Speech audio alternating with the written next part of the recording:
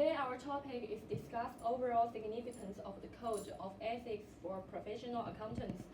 We think this overall significance can be analyzed from four aspects. The first one is fundamental principle, second one is conceptual framework, third one is threats and safeguards, and the last one is ethical conflict resolution. Now we will begin with the first one, fundamental principles. Here are five fundamental principles that accountants should pay attention to. The first principle is integrity. This principle requires accountants to be fair and honest in all business relationships. In addition, accountants are not allowed to associate themselves with information they believe is materially misleading and deceptive. The second one is independence and objectivity. Independence and objectivities are complementary. These principles require accountants not to allow any prejudice, conflict of interest, or options of others to affect their professional judgment. The third principle is professional competency and due care. On the one hand, accountants must update their professional skills in times to ensure that they can provide professional service for their customers.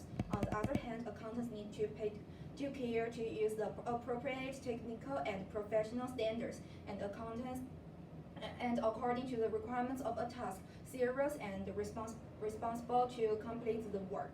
The fourth one is confidentiality. This principle states that an accountant may not disclose any information relating to a client without permission. The last principle is professional behavior. This principle stipulates that all accountants are obligated to abide by various laws and regulations to make their work become standard. At the same time, avoid any negative impact on the professional reputation of the behavior. These principles are normative theories which provide recommendations about what should happen. This theory stipulates that accountants should abide by the basic principles of integrity, independence, and objectivity, professional competency, confidentiality, and professional behavior in all situations. Comply with the fundamental principle is the primary obligation for all auditors under the code. However, due to the specific situation may cause corresponding threats, and the characteristic of engagement and work tasks may differ. Therefore, different threats may be generated. It is not possible for fundamental principle to define every situation. Therefore, conceptual framework was established to help auditors comply with the ethical requirements of this code and meet their responsibility to act in the public interest.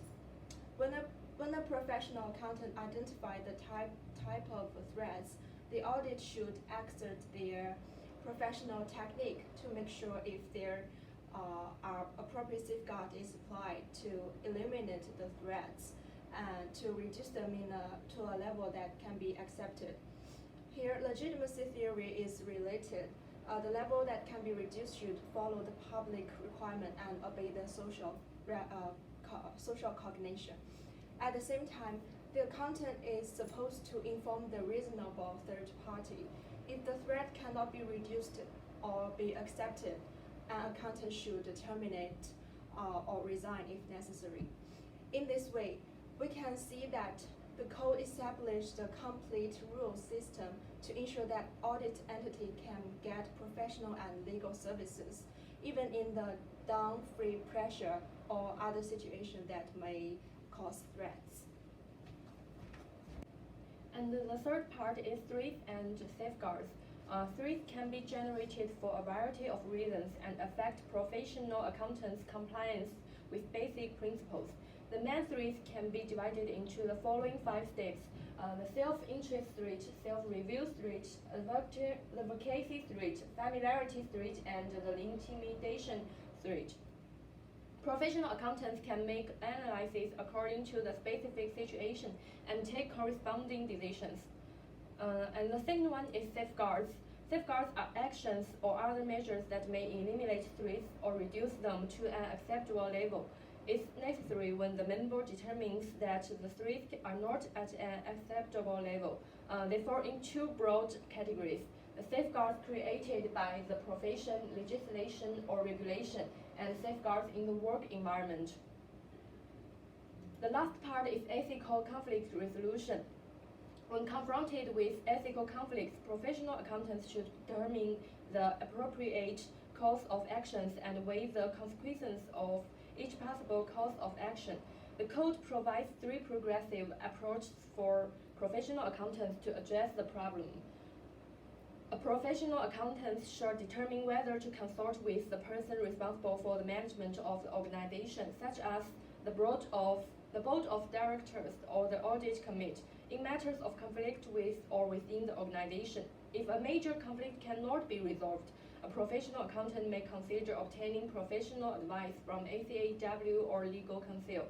When all possibilities have been exhausted, professional accountants should refuse, where possible, to remain in contact with the problem that created the conflict if it is still not possible to resolve the ethical conflict.